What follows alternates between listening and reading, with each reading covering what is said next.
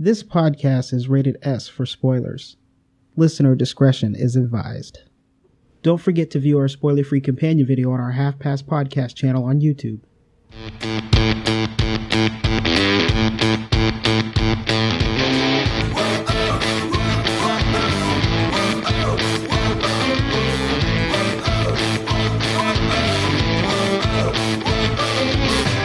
Half Past Podcast. This is episode 67, the movie review of It.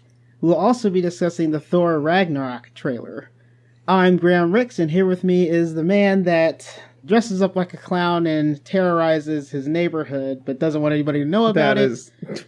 Ian Jones. That is grossly inaccurate.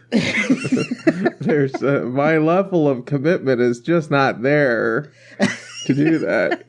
Just like I said, because we talked about this on the last podcast. Yes, we did. And my girlfriend's neighborhood was being terrorized, and I gave that all of 2 nights, and it stopped.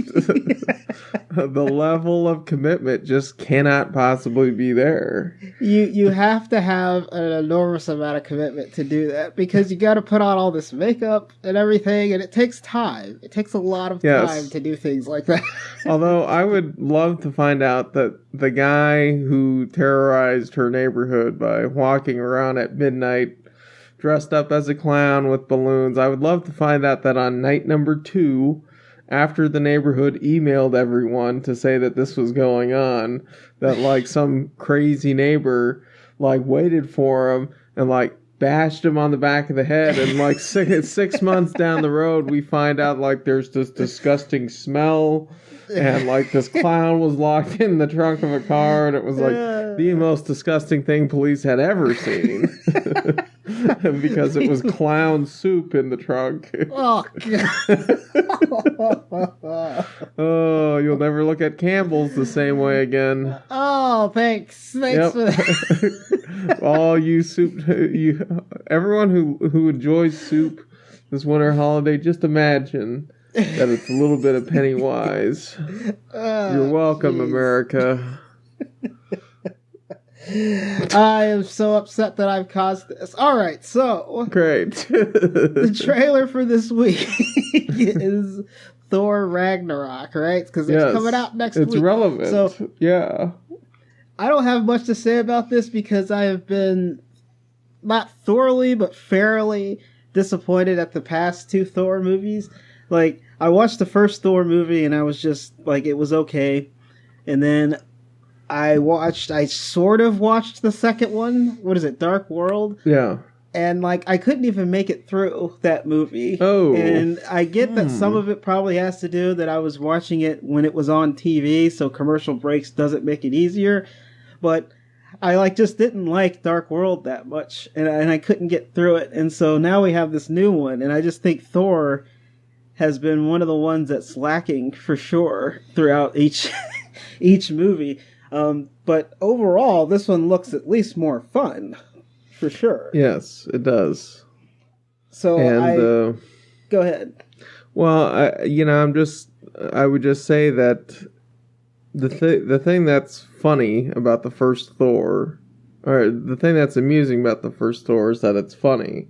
And then he comes to Earth, and he doesn't know how, he's just like sort of walking in the middle of the street and stuff. Yes. And, I think you lose that once you do a movie entirely at Asgard. Yes. And my issue with The Dark World was that I really didn't think, and my issue with the first movie too, is I really didn't, they really don't explain why, for example, the Frost Giants and the Asgards are at war. Yeah.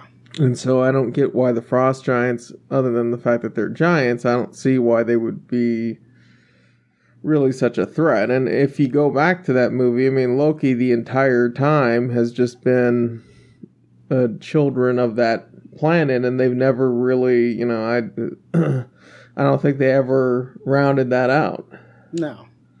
It's never once come back. So, I mean, that's like a weird that's a weird statement to make in that movie and then just never, come back for it. Yeah, it's a little weird. It's to me, watching all the movies is there's not much of a connection between each succeeding one. Unlike things like Captain America, where the story has been overwhelmingly progressive through the whole time. Just far. Yeah, and I would argue probably too much, to the point where, like with that, it's too much Hydra, and Marvel has their head up their ass when it, when it comes to the fact that they keep going to Hydra, which is, they try to distance themselves from the Nazi, but I mean, it is a Nazi-based organization, and so when you have new comic books that basically say that Captain America has been a Hydra agent this entire time, or that Magneto, who was in a concentration camp as a kid, is now supporting them. It just is so infuriating for fans, I think. Yeah. So they just need to come up with something else. That makes sense. That definitely makes sense. The only other thing I have to say about this trailer is, and my assumption is because they're harking back to some of the comic books, but they clearly did this 80s feel through the whole thing. I'm like, what is going on with this 80s theme through this whole trailer? It's so weird because the first trailer didn't have much of a feel at all, and they had the music that didn't necessarily explain, it doesn't have the same feel as what I think the movie's going to be, and then you have this one that's really crazy also. Usually when you get that second trailer, you get more of a tone, and I don't know if that's really happened here. I'm not exactly sure, is the whole thing going to be like that, or I mean, I think it's a little misleading, because I mean, there is a real threat. Yeah, there's a major threat. There is a bad guy in this, who's actually a woman, but this leads into Thanos. The idea that, and I think a lot of people may not know this, but we've been circling one bad guy the entire time throughout the Marvel Cinematic Universe, and this would be his girlfriend. Yeah, this is his lady. Yep.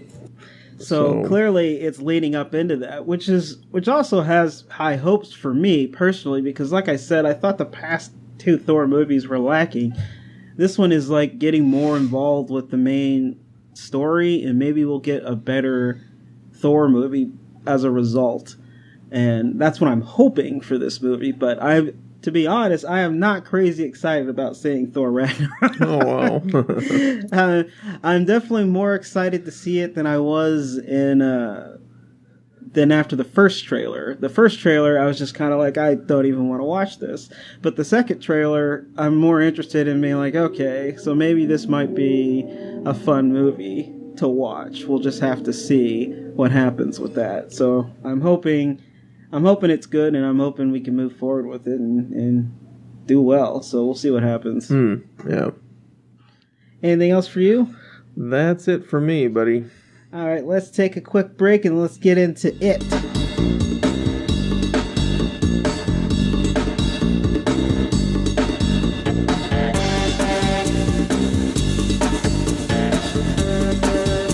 Of bullied kids band together when a shape-shifting demon taking the appearance of a clown begins hunting children. This movie is directed by Andy Muschietti. I believe it's Muschietti. Who, the only thing that I've seen him direct is Mama. Have you seen Mama? No. Mama's that movie that is the connection between Guillermo del Toro and Jessica Chastain. Because Jessica Chastain's in that movie, and this director, Andy Muschietti, actually, that he wrote that movie, and he did a short film. It was 3 minutes long or something like that. And apparently Guillermo del Toro saw it and thought it was so cool. He just really loved how he filmed it and everything. And so he chose to give him money and produce the full-length feature film, Mama, for that. And so it's obviously the reason why they chose him to do this really bizarre movie. Because he has that, he's kind of like Guillermo del Toro in that weird, creepy feel to his movies, and and so it's kind of cool to see the connection there. But I've seen Mama; it's pretty good. But Guillermo del Toro just helped produce that one. This movie starring Bill Skarsgård as Pennywise, who was in the Divergent series Allegiant, Atomic Blonde, and then he was also in the Netflix TV series Hemlock Grove. So I've only seen this guy like a couple times. And I believe the only time I've seen him actually is in Hemlock Grove, because I haven't seen Divergent at all. I guess I saw him in Atomic Blonde. You must not have noticed who he was. But I mean, he's kind of like, it's kind of hard to go from this to that, because obviously there's no way you could tell. There's just no way you could recognize him. Jaden Lieberher as Bill Denbrough, who is in St. Vincent and the Book of Henry.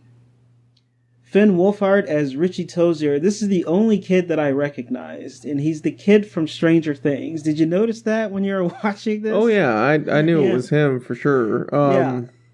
Have you seen the second one? The second season of Stranger Things? Not yet. It just came out like this past weekend. I know, it just came out, so you're behind. Wow. I'm all out of Stranger Things episodes. It doesn't matter, I'm going to watch it again. Did you? It's awesome. Through the that's whole all I'm going to say. Yeah. Oh my gosh, that's awesome. It's awesome. I fell behind. I'm going to watch it again.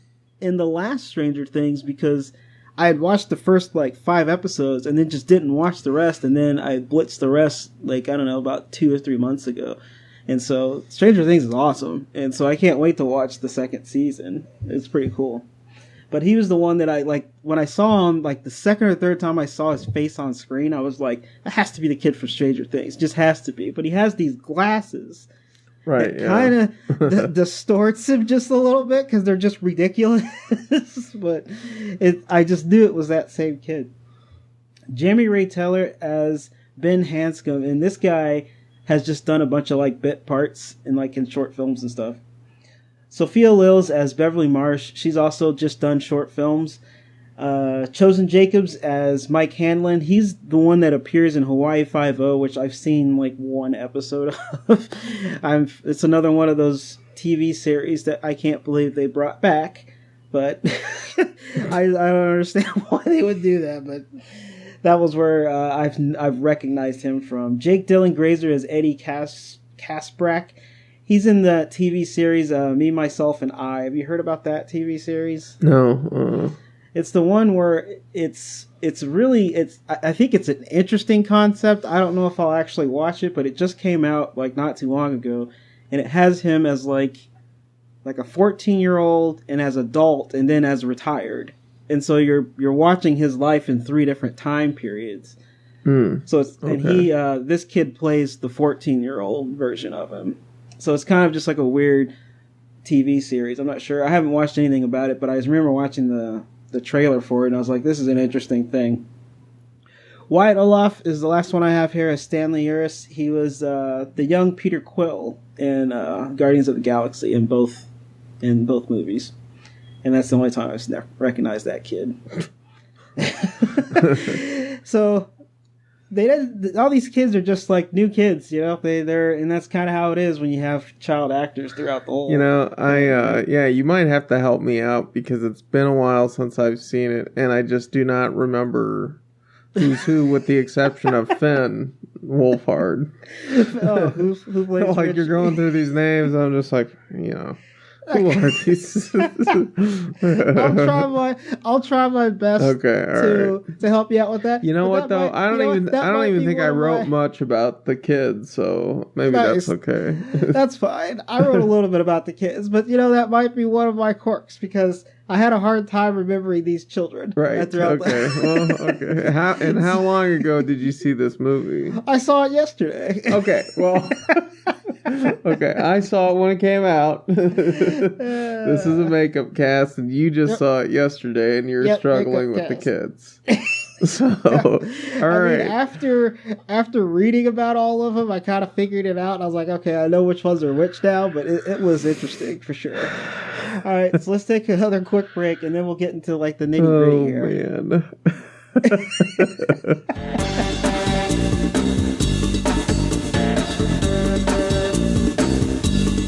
right, Jones, we're back here with our quirks and likes section, so let's get started here. So, the first thing I want to say is I didn't have a lot of quirks, so I'm hoping you have some quirks. I do. So that we can really talk this through. But Okay. for most of the part that I have throughout this whole thing is commentary. I have so much commentary about just the crap that was going on in this town. And one of the first things I realized is how terrible this town is. The town of Derry is like a completely awful town. It even though it's set in the 80s, it looks like it's even further back than that. And then you have everybody is just terrible. Why is everybody just terrible in this town? And why isn't anybody doing anything about it? So you have like a prime example is like, why are all the parents just awful in this town? So like all the kids, you have Bev's dad, right? Who's like who's abusive and borderline rapey, and like you're like that's like assumed through this whole thing that he is. I mean, right? You don't know, though. but he is. Right. It's like assumed that it's happening. You're just like, okay. It's happening. And then you have Eddie's mom, who's like the Munchausen by proxy, right? Who just thinks that he's sick all the time and she's forcing pills down his throat. However, there's that. However, okay, right? Because she's trying to make him sick because she knows that it's dangerous for him to leave the house. Yes. She actually knows that there's something going on, and that I think is telling because that's the only time we ever hear of an adult understanding that something very weird happens every 27 years or something when Pennywise comes. So she knows that it's dangerous for him to leave the house. Okay, I did not catch that at all. There's just the little part at the end when he figures it out and he runs out of the house where she starts yelling at him that it's actually for his, that he doesn't understand what's going on. Yeah. So she remembers what happened the last time when all these kids went missing. Man, I did not catch that. So there's just a little scene. I don't even know if that is enough of a scene for me to jump to that conclusion, because I know exactly what you're talking about. Right. I think, but I feel like there needs to be more there for me to jump to that conclusion. But I know what scene you're talking about.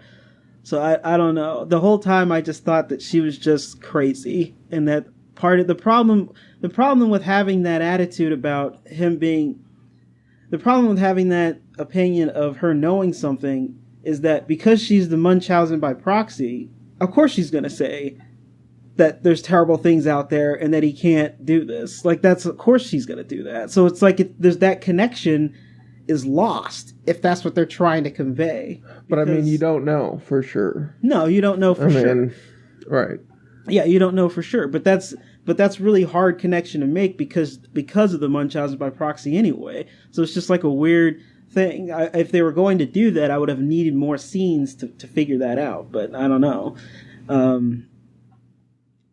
Even just like the other people that are terrible is just like why are there so many bullies in this town? Right. Like it's like what is the deal with this town? Like you have that, like when one of the other scene that pops up that I just bothered the hell out of me was when he goes to get prescriptions for his problems, and then that the woman that's working back in the pharmacy is basically just saying, it's all bullshit, right? Like this isn't real, which is weird to say anyway, because that means they're aware of what the hell Munchausen, like they're aware that this is a thing that's happening with this kid. And then she's asked to sign his cast, and you don't see it until later on in the scene where she wrote loser on it, as opposed to being this nice little gesture. And it's just like, why is everybody so terrible in this town? So, There's nobody redeeming in this town. So one of the things, just sort of jumping in here, because I I wrote down that this is kind of an issue with Hollywood. And that is, like, the bullies, I think, that are in real life, I think get, like, it's so much worse when you see it in movies. I mean, to the point where they're, like, pulling knives out on kids. And it's like, why is this happening in, like, a middle-class small town? It makes no sense at all. I can't like who hasn't experienced bullies, like, especially when you're just like nerdy kids like we were, right? You know, occasionally you'll but I never had a bully pull out a freaking knife on you and like, hold him, I'm gonna cut this into his stomach. Like, what? Right? Like, what is that about? I don't know. The minute that whole sequence, like, up to that point, I could see that he was a bully. Like, he was the typical bully at the very beginning, and he escalates dramatically. But, like, at the very beginning, he's just, like, calling them names, and then he does, like, he's about to, like, beat him up or whatever, but his dad, who's, like, the cop, looks at him and kind of makes him back away. And he does he licks his hand and, like, slaps him with it. Like, that's the kind of stupid thing that bullies do. But when he chases down Ben and is like, takes out the knife and tries to carve his name into his stomach, I'm like, this kid is a freaking sociopath. Right, yeah. They need to eliminate this kid immediately. I couldn't believe how crazy that was. I was just like, what is happening? It escalated so quickly.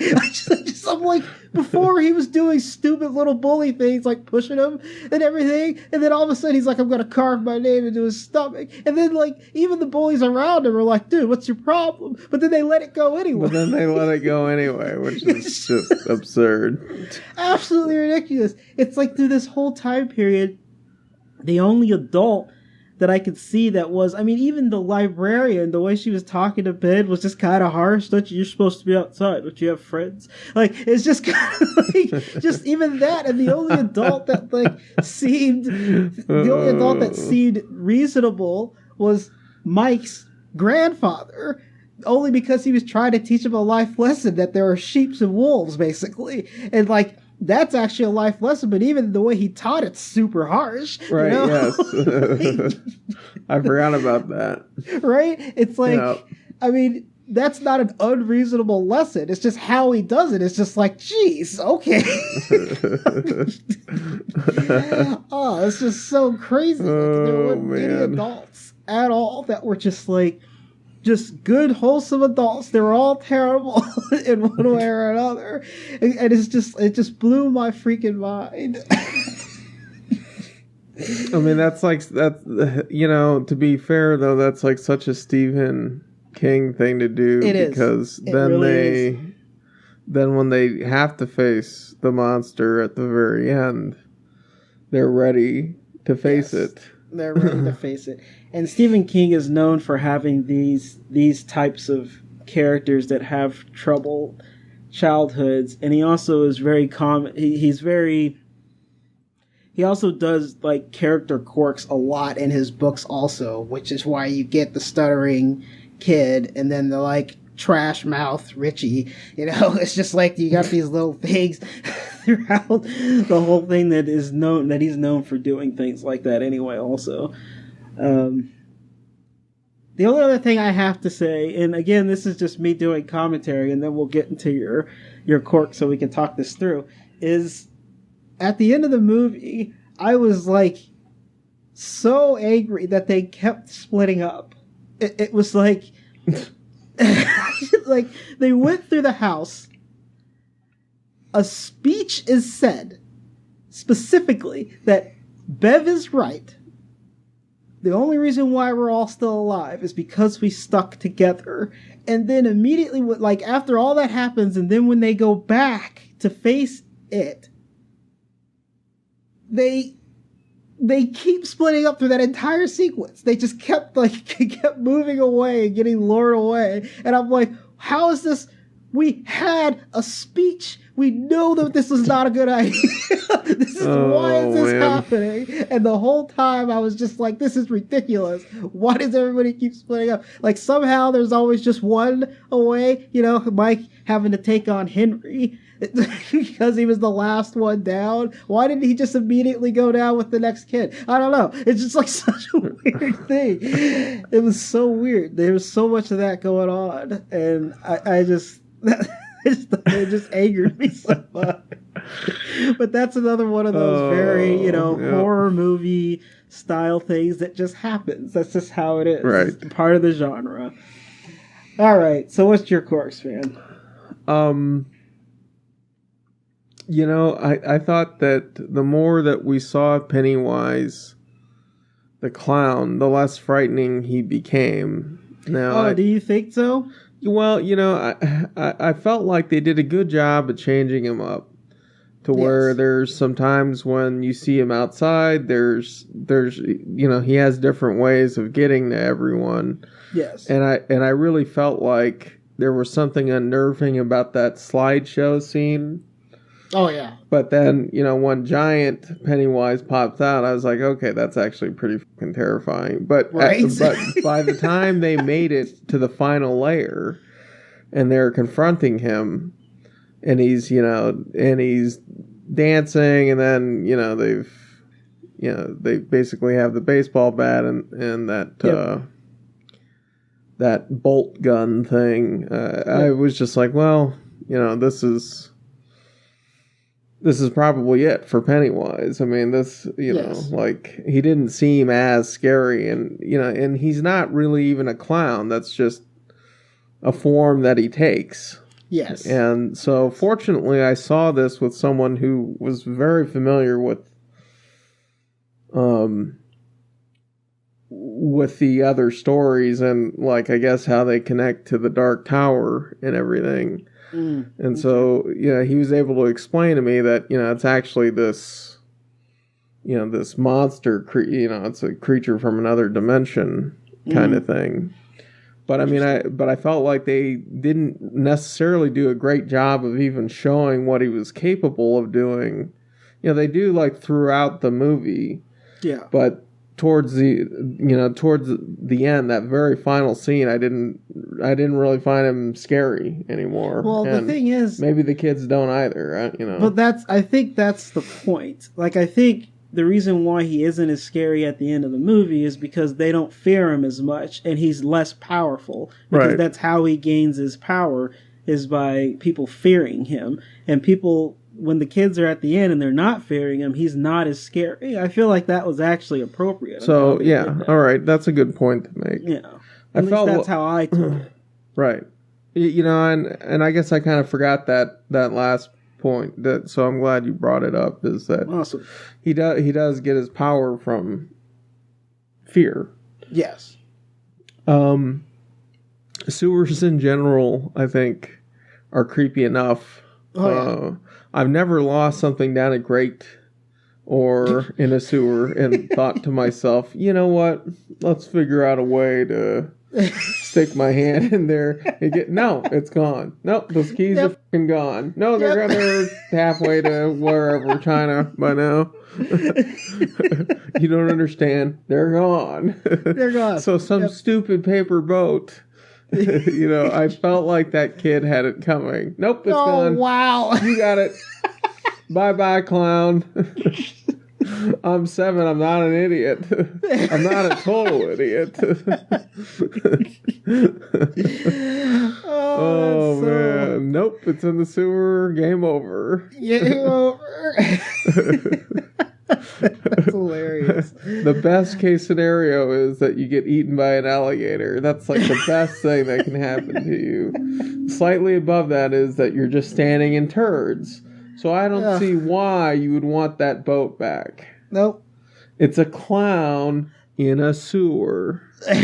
I'm not even afraid of clowns, but there's no way I'm going near that.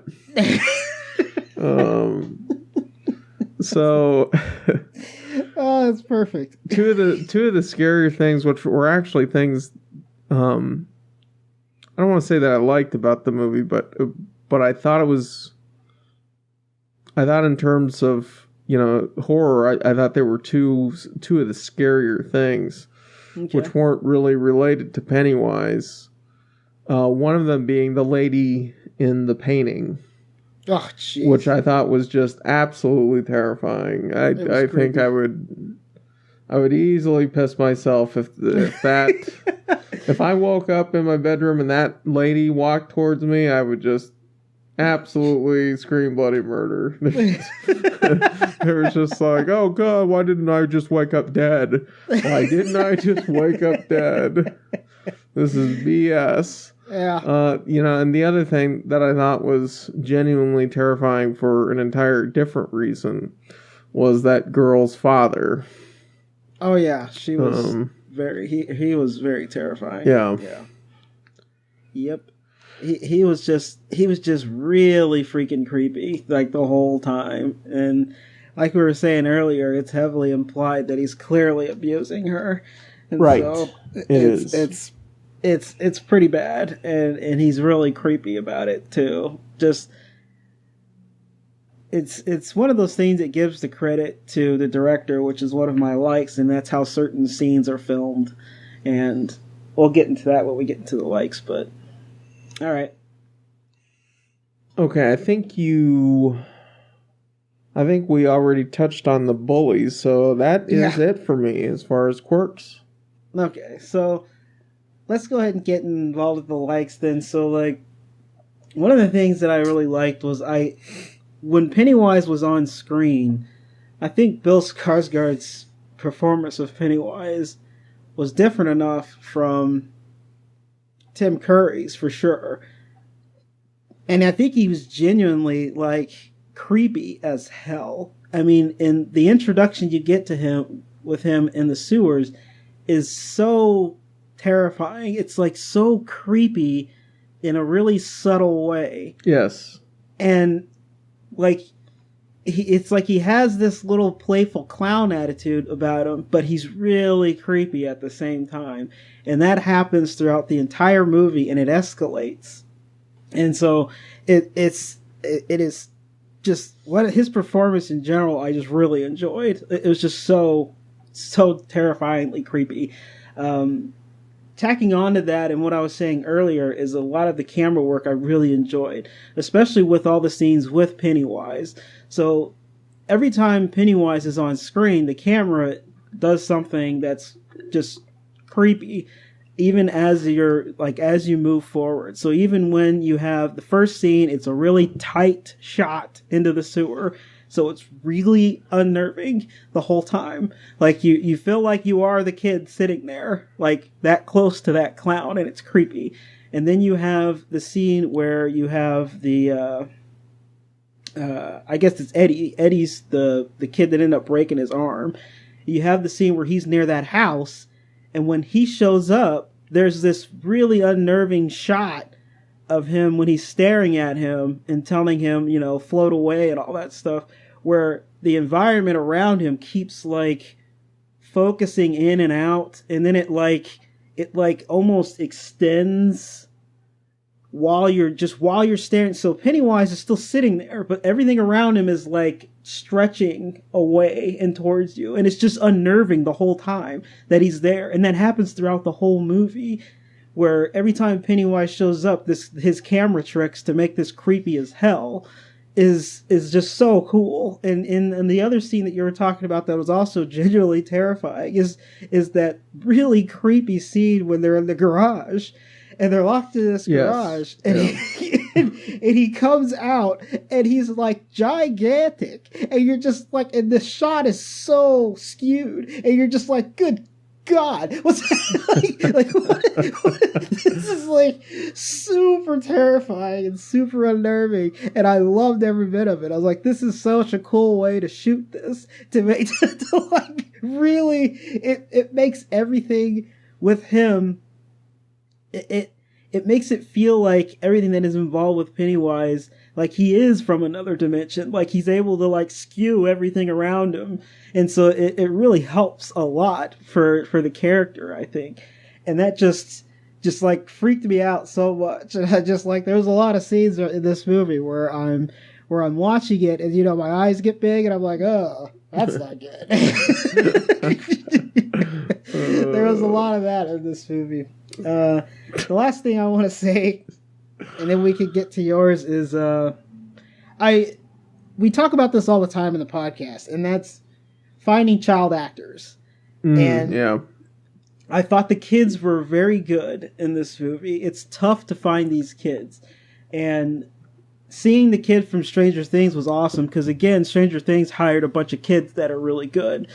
And so having him get into this movie was awesome. And on a whole nother level, even just because I like seeing more of this kid because I like him, but also he's good enough to be in this movie and shine, and I think that's good too. The only problem with that kid too is Richie is just like really rough. Like he's so harsh all the time. And like I feel like I've had friends like this, like like as I was growing up, and so this kid is just like really harsh. But I think he's to a point, and I liked a lot of the scenes where they basically tell him to shut the hell up, and like they keep like they keep mentioning like everybody's clear that he's annoying, like they know that he's there, but he's a good friend, and so you're willing to deal with. But every once in a while, they're just like, "Shut up, Richie," or when he was trying to tell him to go to watch out while they were going in there to see what happened to Bev in her bathroom. They were just like, "Well, what am I supposed to do?" He's like, "Well, just keep talking. That's what you're good at." And they just like leave, kind of thing. So that was just like a really cool thing. And I also really liked how all the characters interacted with each other, not just through the actual appearance of each character. Like I really enjoyed seeing Ben, after having the problem with Henry, getting partially his name carved into his chest and him running away into the Barrens, and then them coming across him and then becoming friends, and how Mike was getting terrorized with that, and then they become friends and they connected, and so like they keep joining the loser club. And so I thought that was just a really cool way to kind of piece all these characters together and have them eventually go on this journey together. But not only that, but just their overall interactions with each other felt like kids. And I think that's, and I thought that was just really good. And so that's what I enjoyed about this movie. So what do you got? The thing that really surprised me was that the movie, I felt like it had a lot of balance. There was like comedy in there. There was a lot of heart. You mentioned the performances and everything. Mm-hmm. And so I thought that was, I felt like it was really surprising to me that, that I would like a horror movie as much as this one. Yeah, I feel because I felt like it had a lot of balance, and so I was a little surprised because I saw something this director said about the sequel, and that was really that it was going to have less comedy in it, and I don't know, it was going to be more serious or whatever it was that he said, and I really don't like that. I felt like this had some balance, and so I hope that the second movie does, and I think that horror movies are so often one note. Yes. And that this one is just really solid. It is. In other areas, to the point where, I usually don't see these movies, but I would watch this one again, and I would see the sequel.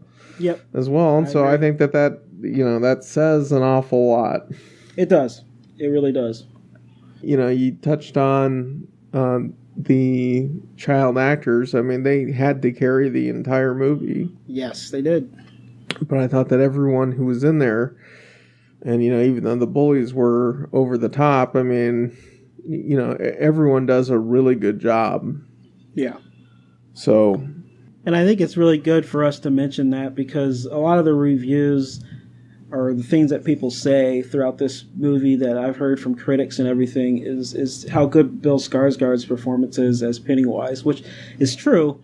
He does a great job, but I don't think the kids are getting enough credit either, because they really did. I think they really did a really good job in this too. So I'm glad that both of us acknowledged it. So I just want to make that comment. And I think there was some original. There was a lot of original stuff too. I was a little concerned, and this is where you have to avoid spoilers and everything. But I mean, when you look at the trailer for it, I mean, it's almost a shot-for-shot remake of the first the trailer from, I don't know, 20 years ago or something like that. Oh, the miniseries? Yeah, the miniseries. Yeah. And so that really concerned me. I was just like, are they doing this again? And I mean, a lot of the elements, of course, are the same, but I was really, I think, happy to see the woman in the painting, and it just, everything felt a little bit different. It just felt fresh, and so I didn't have that issue, which I did when I saw the trailers, because someone had literally posted them side by side, and I was like, oh, nice. Like, what's the deal? Yep. But anyway, I think that's it, man. Okay, well, I guess we'll just go ahead and rate this thing then. So rate this sucker. I am.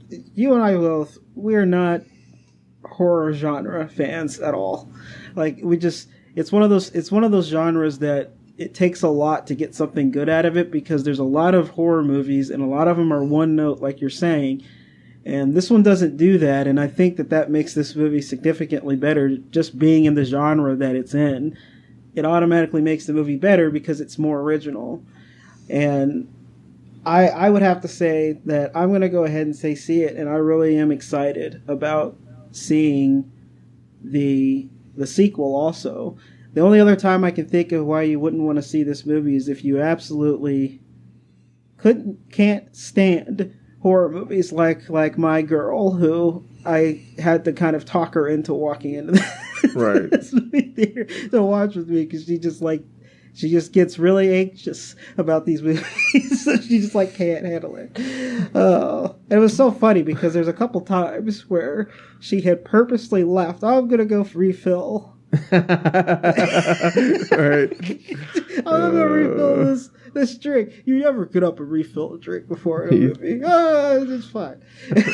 Fine. All right, what do you got, man? I was really surprised by how much I like this movie, and I would say that it's worth going to see, absolutely. So I'm going to say see it. If you have a deathly fear of clowns, like my girlfriend, I know there's just no way that I could get her to see any part of this movie. Yeah. And I mean, I find it amusing that Jackie would get up to leave, because, the chances are that's going to be right before a long talking sequence where nothing scary is happening at all. And so there's other tricks you can use, which is just not looking at the screen. Because which she also did. Right, so. Okay. Because, I mean, you can tell, when they're very clearly doing something stupid. Yep. The second they get split up in that house the first time. And it's just okay, time to look away from the screen, because obviously something's going to jump out and get them. It's so funny you say that, trying to get your girl to go see it who's not a fan of clowns. Because first of all, Pennywise is a clown, so that's just creepy anyway. But there's a scene in particular, because Richie's afraid of clowns. So there's a scene where it's just nothing but clowns. Yes. All around. I forgot about that scene. Yeah. Oh my goodness. That's his fear. So that would be terrifying for somebody who was afraid of clowns. I know. There's a scene towards the end of the movie where it just absolutely goes into overdrive. Yes. And it would kill someone who is afraid of clowns. Because he gets stuck in a room that is nothing but terrifying clowns. Yes. Statues and toys, and it's just oh my God. And I remember, I think I actually said that, and it's one of those things where I hate seeing movies with my dad, because he always makes little comments. Nice. While the movie's going on, just to no one. But I think I actually was sitting next to Nick, and I said, "Oh my god!" Like, and I think I just looked away because I couldn't believe how over the top it was. There was a ton of clowns. Yes, it was just a ton of creepy clowns, and you already know that Pennywise is in there, right? Because it's just like, oh no, there's a coffin at the end of the room. Yep. I can't even. And the coffin, the lid's up. Lid's up. So you know there's something behind there. And you already know he's in there because they show him early. Yes. But I mean, he's not doing anything. He's just sort of standing there. And it's just like, no. Oh, hell no. Oh, that's great, man. All right, man. Let's go ahead and sign out. So if anybody wants to contact us, we have our home on the web at halfpastpodcast.com. Like us on Facebook.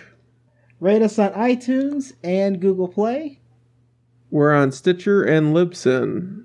Email us at halfpastcast@gmail.com. That's halfpastcast@gmail.com. Tweet us at halfpastpodcast. Thank you for listening, and thank you for your support. Next week, we will have the Thor Ragnarok movie, so we'll have to see if that one's going to be any good. It looks more fun than the other one, so maybe it'll be awesome.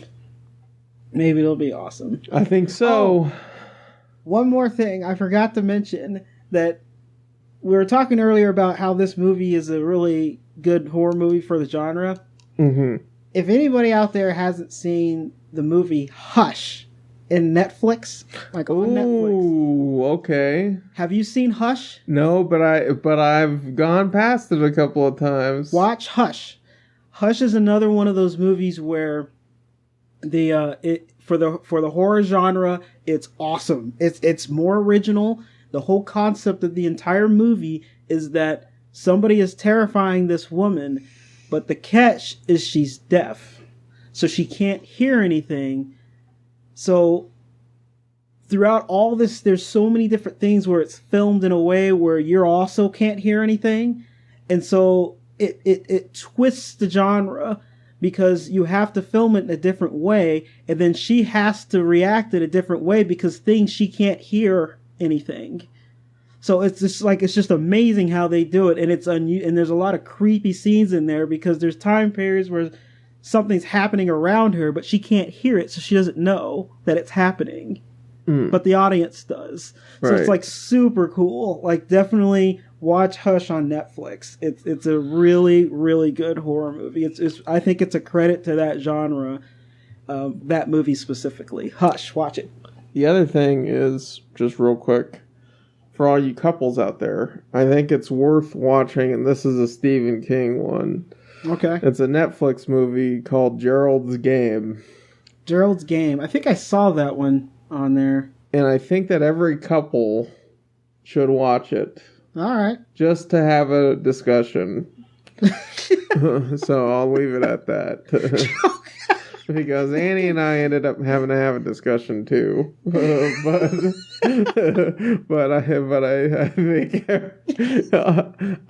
I think it's important to communicate in relationships, and I think this movie is a good reason why. So that could mean so many different things. Once you see it, you'll know exactly the discussion that you guys need to be having. I guess we're just gonna leave it at that. Yeah, we are. All right. This is the Half Past Podcast. I'm Graham Ricks. Jonesy. See you next flick. Oh.